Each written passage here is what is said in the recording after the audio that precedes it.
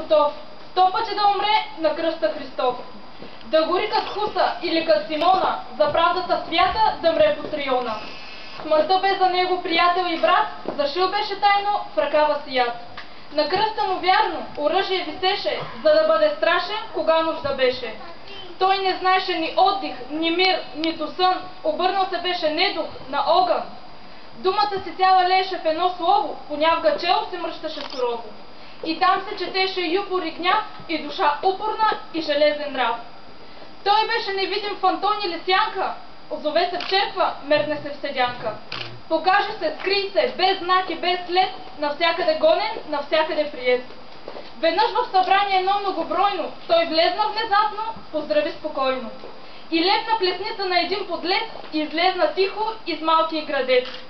Името му беше знак за тревога, властта беше вредно невидима строга. Обсаждаше 20 града изведнъж, да лови той адемо вездесъщ.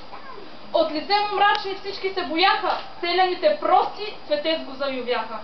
Избрани, сдушени в тайни места, слушаха с трепет, с зяпнала уста. Неговото слово сладко и опасно, и тям на душата ставаше по-ясно.